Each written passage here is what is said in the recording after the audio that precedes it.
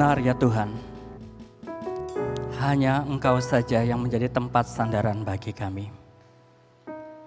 Karena Engkau adalah harapan kami. Engkau adalah sumber daripada segala kehidupan kami. Terima kasih kalau dalam kehidupan kami, Tuhan karuniakan kesempatan bagi kami untuk mengenal Engkau. Untuk kami menerima dan menikmati kasih karunia-Mu. Terima kasih Tuhan, Engkau sangat baik, sungguh teramat baik. Biarlah dalam kebaikan-Mu pada hari ini kami datang, beribadah, kami datang untuk mendengarkan sabda-Mu, dan bahkan kami mengalami anugerah-Mu melalui perjamuan kudus. Tuhan, sebentar kami akan mendengarkan firman-Mu. Berkata-katalah melalui hamba-Mu ini, sehingga setiap firman yang keluar dari lidah bibir hamba-Mu berasal daripada Tuhan sendiri. Nyatakanlah isi hati-Mu kepada kami. Dalam nama Tuhan Yesus kami berdoa. Amin. Selamat siang saudara-saudara, Bapak dan Ibu yang dikasihi Tuhan. Saya berharap setiap kita terus bersukacita dan menanti-nantikan saat-saat seperti ini, di mana kita boleh mengalami anugerah Tuhan melalui ibadah yang kita lakukan. Saudara, mari kita membuka Alkitab kita yang pada hari ini akan kita renungkan dari Injil Yohanes pasal yang ke-6 ayat 25 sampai dengan 35. Yohanes pasal yang ke-6 ayat 25 sampai dengan ayat 35. Demikian firman Tuhan. Ketika orang banyak menemukan Yesus di seberang laut itu, mereka berkata kepadanya, "Rabi, bila mana engkau tiba di sini?" Yesus menjawab mereka, "Aku berkata kepadamu, sesungguhnya kamu mencari aku, bukan karena kamu telah melihat tanda-tanda, melainkan karena kamu telah makan roti itu dan kamu kenyang. Bekerjalah bukan untuk makanan yang dapat binasa, melainkan untuk makanan yang bertahan sampai kepada hidup yang kekal, yang telah diberikan Anak Manusia kepadamu, sebab dialah yang disahkan oleh Bapa Allah dengan meterainya." Lalu kata mereka kepadanya, "Apakah yang harus kami perbuat supaya kami mengerjakan pekerjaan yang dikerjakan Allah?" Jawab Yesus kepada mereka, "Inilah pekerjaan yang dikehendaki Allah, yaitu hendaklah kamu percaya kepada Dia yang telah diutus Allah." Maka kata mereka kepadanya, "Tanda apakah yang engkau perbuat supaya kami dapat melihatnya dan percaya kepadamu? Pekerjaan apakah yang engkau lakukan? Nenek moyang kami telah makan mana di padang gurun seperti ada tertulis, mereka diberinya makan roti dari surga." Kata Yesus kepada mereka, "Aku berkata kepadamu, sesungguhnya bukan Musa yang memberikan kamu roti dari surga, melainkan Bapa-Ku yang memberikan kamu roti yang benar dari surga. Karena roti yang dari Allah ialah roti yang turun dari surga dan yang telah hidup dan memberi hidup kepada dunia." Maka kata mereka kepadanya, "Tuhan, berikanlah kami roti itu senantiasa." Kata Yesus kepada mereka, "Akulah roti hidup. Barang siapa datang kepadaku, ia tidak akan lapar lagi. Dan barang siapa percaya kepadaku, ia tidak akan haus lagi. Tetapi aku telah berkata kepadamu, sungguh pun kamu telah melihat aku, kamu tidak percaya." Saudara-saudara, mungkin kita pernah mendengar satu pertanyaan yang cukup populer ini. Hidup untuk makan atau makan untuk hidup? Hidup untuk makan atau makan untuk hidup? Saudara, di manakah perbedaannya? Saudara, hidup untuk makan, maka fokusnya adalah makan. Tetapi makan untuk hidup, fokus adalah hidup. Saudara-saudara, coba kita lihat kehidupan kita. Kita hidup untuk makan, atau makan untuk hidup? Saudara, pertanyaan ini sebetulnya timbul oleh karena satu pernyataan dari seorang filsuf Yunani yang bernama Sokrates, saudara. Dia mengatakan bahwa aku makan untuk hidup, bukan hidup untuk makan. Saudara-saudara, mungkin kita setuju dengan apa yang dikatakan oleh Sokrates ini. Tetapi banyak orang, saudara-saudara, yang tidak menyadari dan menjalani kehidupan hidup untuk makan. Saudara, berbicara makan di sini bukan sekedar berbicara tentang sepiring nasi dengan lauk pauknya, saudara. Tetapi makan ini seringkali dikaitkan juga tentang bagaimana kita mendapatkan makanan itu. Usaha, pekerjaan. Saudara-saudara, makan juga seringkali dikaitkan bagaimana menjamin kecukupan daripada makanan itu, saudara. Jadi berbicara mengenai finansial, mengenai kemakmuran. Seringkali juga makan dikaitkan, saudara-saudara, dengan suasana menikmati makanan tersebut. Tentu berbeda ketika kita menikmati di warteg, saudara-saudara, dengan menikmati di hotel bintang 5, bukan? Ini berbicara tentang kesehatan, kenyamanan, keamanan ketika kita makan, saudara. Saudara-saudara, oleh karena itulah ada satu ungkapan, saudara, ketika seorang sedang sulit, orang ini akan selalu berpikir, makan apa? Hari ini kita makan apa? Tetapi ketika orang ini sudah mulai mapan, saudara-saudara, maka pertanyaannya berbeda lagi. Makan di mana? Dan setelah dia mapan lagi, saudara-saudara, lebih mapan, maka pertanyaannya kan berbeda. Kita makan siapa? Atau saudara-saudara, kita makan dengan siapa? Dengan kolega yang mana? Dengan teman bisnis yang mana? Karena banyak orang yang mengajak kita makan, mungkin saudara-saudara kita pun harus memilih kita mau makan dengan siapa. Saudara-saudara, makan dan makanan itu merupakan satu kebutuhan dasar dan mutlak bagi kita, bagi setiap manusia. Saudara-saudara, di dalam nas Alkitab yang kita baca ini, Tuhan Yesus juga berbicara mengenai makanan, saudara-saudara. Saudara, peristiwa di dalam nas Alkitab ini terjadi, yaitu ketika sesudah Yesus mengadakan mujizat dengan memberi makan 5.000 orang dengan 5 roti dan 2 ikan, saudara.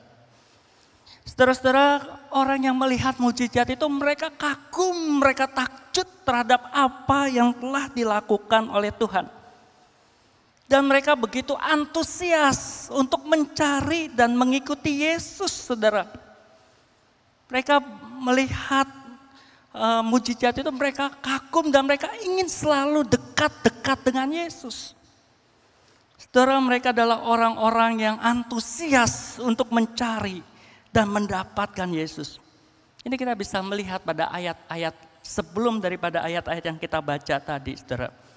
Bahkan Tuhan Yesus mengatakan di dalam Yohanes 6 ayat 15, Tuhan Yesus tahu bahwa mereka ingin membawa dan menjadikan Yesus dengan paksa sebagai raja mereka. Saudara-saudara, orang banyak itu datang dari berbagai tempat termasuk dari Tiberias untuk mendapatkan Yesus, mencari Yesus. Saudara, seandainya kita adalah Yesus, bagaimana sikap kita? Wah, kita senang sekali, saudara-saudara. Ketika kita berkhotbah, ketika kita mengajar, ketika kita berbicara, saudara-saudara, banyak orang yang terpengaruh, banyak orang yang mencari kita. Apalagi sekarang ini, saudara-saudara, ya kan lagi ngetrend tuh YouTuber, saudara-saudara. Ya, di Instagram mereka mencari follower, ya, mencari pengikut, bahkan mereka rela untuk bayar kepada orang-orang untuk mengikuti dia. Membeli suara, membeli supaya viewernya naik, saudara-saudara. Saudara-saudara, tetapi Yesus tidak demikian. Yesus bahkan dikatakan Yesus menyingkir dan menyendiri di gunung, saudara-saudara. Saudara-saudara, karena apa? Yesus tahu apa yang ada di dalam hati mereka, yang ada di pikiran mereka. Nah, saudara-saudara, orang banyak ini berusaha untuk mendapatkan Yesus. Dan akhirnya mereka mendapatkan Yesus di Kapernaum, saudara. Kemudian setelah mereka bertemu, mereka berkata kepada Yesus, "Rabi, bila mana engkau tiba di sini?" Mereka bertanya, "Kapan engkau ada di sini, Tuhan? Mengapa engkau ada di sini, Guru, Rabi?" Saudara-saudara, seolah-olah mereka ingin berkata, "Kami sudah berusaha untuk mencarimu. Kami sudah sepanjang hari mencoba mencarimu dan kami tidak mau kehilanganmu. Tetapi kenapa engkau bisa lolos daripada perhatian kami? Mengapa engkau bisa hilang daripada pandangan kami?" Saudara-saudara, kelihatannya baik dan indah, bukan? Apakah ketika kita mengikuti Yesus kita seperti orang-orang banyak ini, saudara-saudara? Terus mencari Yesus. Terus ingin dekat dengan Yesus, saudara. Tetapi saudara-saudara, Tuhan tahu motivasi mereka mencari Yesus. Saudara-saudara, Tuhan Yesus kemudian berkata, "Kamu mencari aku bukan karena engkau telah melihat tanda-tanda, melainkan karena kamu telah makan roti itu dan kenyang." Saudara-saudara, Yesus melakukan tanda-tanda, melakukan mujizat-mujizat sebelum peristiwa itu terjadi, saudara. Dan orang banyak itu telah melihat apa yang dilakukan oleh Tuhan Yesus. Maksud Tuhan Yesus mengadakan mujizat itu, saudara, adalah supaya orang banyak itu melihat kemuliaan Allah. Orang itu percaya bahwa Yesus adalah Mesias yang telah diutus oleh Allah bagi mereka. Supaya mereka bisa mengerti apa yang menjadi kehendak dan rencana Allah di dalam kehidupan mereka. Supaya mereka bisa terus merindukan agar mereka mendengar pengajaran-pengajaran Yesus tentang kerajaan Allah. Tetapi rupanya mereka gagal fokus, saudara-saudara, mereka gagal tanggap, mereka gagal untuk mengerti. Mereka yang ada dalam pikiran mereka adalah bahwa Yesus ini adalah seorang nabi, seorang guru, dan seorang pemimpin yang bisa memenuhi segala keinginan-keinginan dan kebutuhan-kebutuhan mereka. Oleh karena itulah mereka berpikir bagaimana kita menjadikan Yesus sebagai raja secara politik yang memerintah mereka secara duniawi. Supaya apa, saudara-saudara? Supaya mereka bisa hidup nyaman, hidup aman, hidup makmur, saudara-saudara. Dan mereka men-setting Yesus dengan konsep pikiran mereka. Dengan konsep yang ada pada kehendak mereka, saudara-saudara. Saudara-saudara, Tuhan Yesus tahu apa yang menjadi motivasi mereka. Oleh karena itulah Tuhan Yesus kemudian berkata, "Bekerjalah bukan untuk makanan yang akan dapat binasa, melainkan untuk makanan yang bertahan sampai kepada hidup yang kekal yang diberikan Anak Manusia kepadamu." Saudara-saudara, di dalam ucapan Yesus ini kita bisa melihat ada dua jenis makanan yang disebutkan oleh Tuhan. Yang pertama adalah makanan yang dapat binasa, saudara. Yaitu makanan yang kita makan setiap hari. Makanan yang bisa basi, makanan yang bisa rusak, bisa kadaluarsa, saudara-saudara. Dan makanan ini adalah dibutuhkan oleh tubuh yang juga akan mati, akan binasa.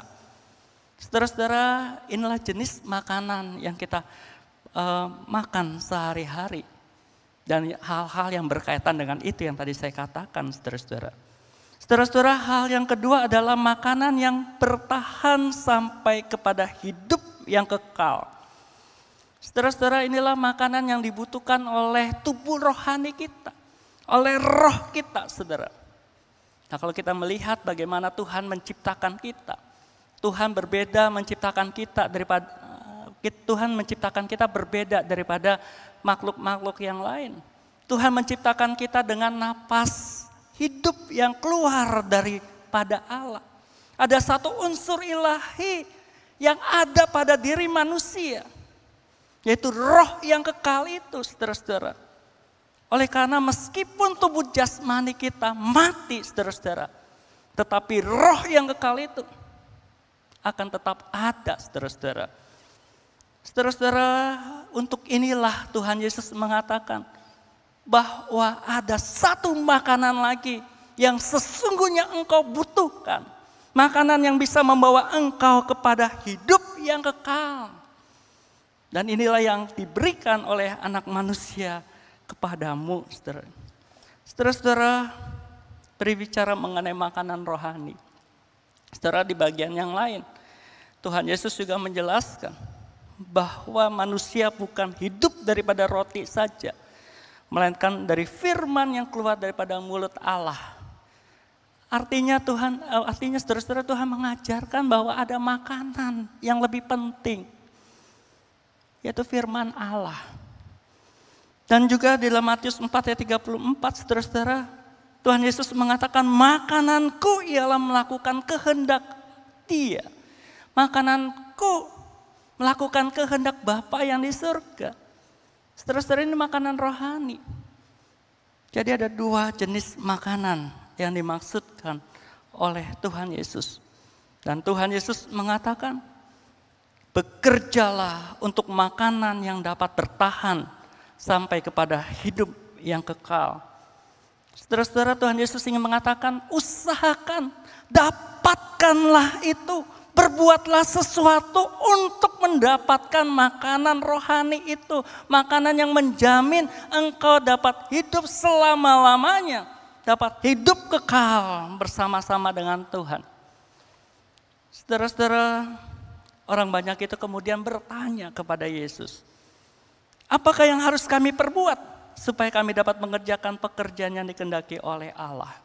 Apa yang harus kami kerjakan? Saudara-saudara, Tuhan Yesus mengatakan, inilah pekerjaan yang dikehendaki Allah, supaya hendaklah kamu percaya kepada Dia yang telah diutus Allah. Bekerjalah identik dengan percayalah.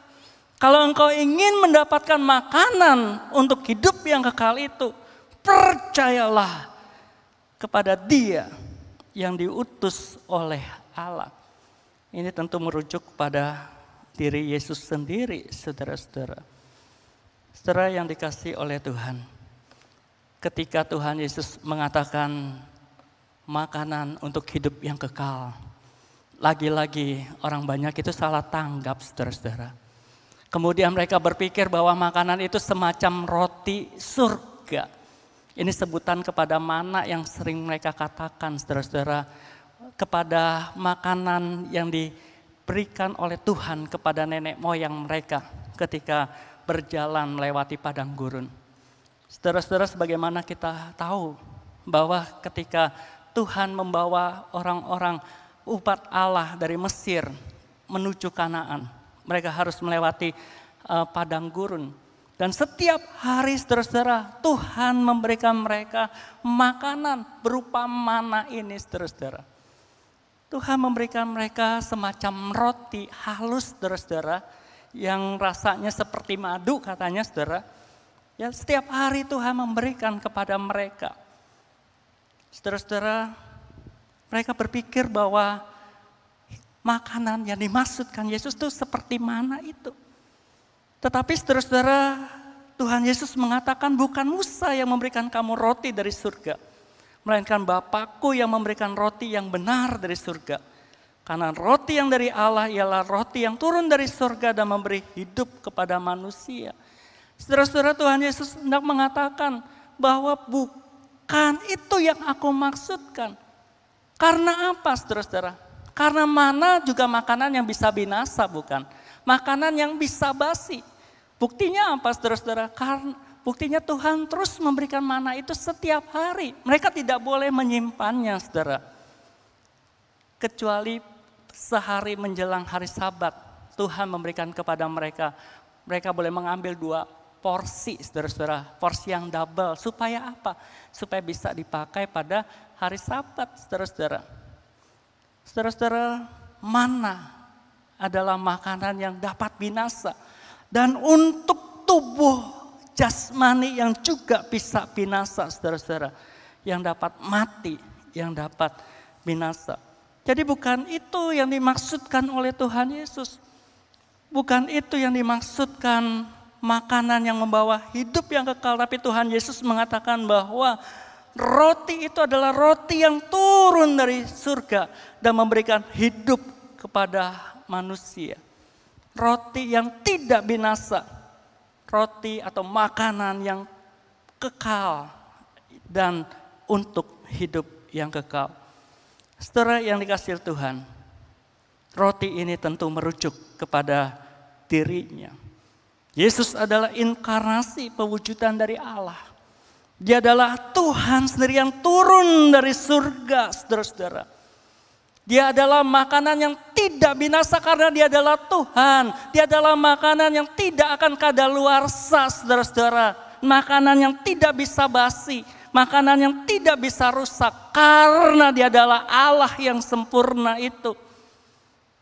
Dan Allah yang sempurna itu dikaruniakan Tuhan kepada setiap orang yang mempercaya sehingga mendapatkan hidup yang kekal. Nah, saudara-saudara mulai tertarik nih orang-orang banyak itu. Kemudian mereka bertanya, Tuhan berikanlah kami roti itu senantiasa. Saudara-saudara, kemudian Tuhan Yesus berkata, akulah roti hidup. Akulah roti hidup. Saudara-saudara, bekerja untuk mendapatkan makanan yang kekal itu dengan percaya kepada Yesus.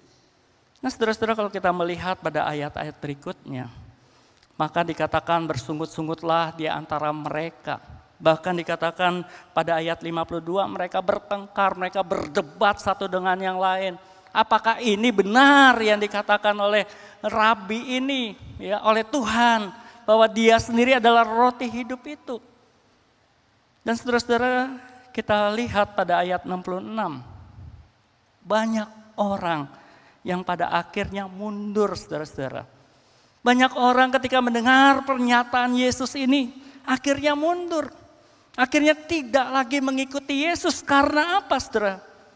Karena mereka sedang mencari Tuhan yang bisa mereka setting dengan konsep agamawi mereka. Yang bisa mereka konsep dengan pola pikir mereka. Yang bisa mereka setting sesuai dengan keinginan dan kebutuhan hidup mereka di dunia yang fana ini. Dan ini bertentangan dengan apa yang dikatakan Yesus. Akulah roti hidup, percayalah kepadaku. Saudara-saudara, kalau saya pikir-pikir mereka ini orang-orang yang bodoh, saudara-saudara. Bukankah mereka sudah melihat sendiri bagaimana Yesus memberi makan kepada 5.000 orang hanya dengan 5 roti dan 2 ekor ikan saja. Artinya apa? Artinya Tuhan Yesus akan juga memperhatikan kehidupan mereka, makanan jasmani mereka, kebutuhan mereka sehari-hari. Itu juga Tuhan perhatikan. Tetapi dalam konsep pikiran mereka itu berbeda. Percaya kepada Yesus, mereka berpikir adalah untuk memenuhi kebutuhan hidup mereka sehari-hari. Saudara-saudara yang dikasihi Tuhan, saya percaya kita yang mengikuti ibadah ini adalah orang-orang yang antusias untuk mengikuti Tuhan, bukan? Tetapi biarlah di hari ini kita kembali mengevaluasi diri kita. Apakah kita mengikuti Yesus untuk menikmati makanan rohani itu? Untuk kita fokus kepada hidup yang kekal. Ataukah kita mengikuti Yesus seperti orang banyak itu. Yang men-setting Tuhan untuk mengikuti apa yang menjadi keinginan, pola pikir kita, pola agamawi kita, saudara-saudara. Apakah kita sungguh-sungguh menjadikan Yesus sebagai Tuhan yang adalah roti hidup, makanan rohani bagi kita. Saudara yang dikasihi Tuhan, di dalam masa pandemi ini, di mana banyak orang-orang mengalami kesulitan, termasuk orang-orang Kristen di dalamnya, saudara. Kita bersyukur, kita mendapatkan informasi bahwa pada saat-saat seperti ini banyak orang yang sedang mencari pengharapan. Mereka sedang mencari Tuhan yang sejati. Banyak orang-orang yang mulai datang ke gereja, saudara-saudara. Banyak orang-orang mereka sudah lelah di dalam kehidupan. Dan mereka mencari Tuhan yang dapat memuaskan kehidupan mereka. Kita bersyukur, saudara-saudara. Akan tetapi, saudara, di dalam realita yang lain, pada masa pandemi ini, juga banyak orang-orang Kristen yang meninggalkan Tuhan. Apalagi mereka sudah tidak lagi mengikuti kebaktian secara tatap muka, saudara-saudara. Mereka tidak lagi beribadah. Mereka bahkan ada yang meninggalkan Tuhan. Karena apa, saudara? Karena mereka berpikir, apakah Tuhan masih berkuasa atas hidup saya? Kalau berkuasa, mengapa saya mengalami masalah ini? Mengapa pandemi ini masih terus saya alami segala dampak-dampak dan kesulitannya? Saudara-saudara, apakah kita termasuk golongan dari orang-orang yang banyak itu? Ataukah kita termasuk dari murid-murid Kristus yang tetap setia, tetap melihat Yesus sebagai roti hidup itu. Roti yang memberikan hidup yang kekal, setia, dan terus berkomitmen. Saudara yang dikasihi Tuhan, pada hari ini kita akan melaksanakan sakramen perjamuan kudus. Tuhan Yesus telah memecahkan tubuhnya. Di dalam nas Alkitab yang tadi kita baca di dalam responsoria, Tuhan Yesus mengatakan, dagingku kuberikan kepadamu sebagai roti hidup itu. Saudara-saudara, anggur dan juga roti yang akan kita nikmati dalam perjamuan kudus, itu melambangkan roti hidup, air hidup yang telah Tuhan berikan kepada kita. Saudara, maukah kita menerima perjamuan kudus ini dengan hati yang bersyukur kepada Tuhan Yesus? Dia yang telah memberikan hidupnya. Dia yang telah menyerahkan dagingnya sebagai roti hidup bagi kita. Sehingga kita dapat dipersekutukan dengan Yesus.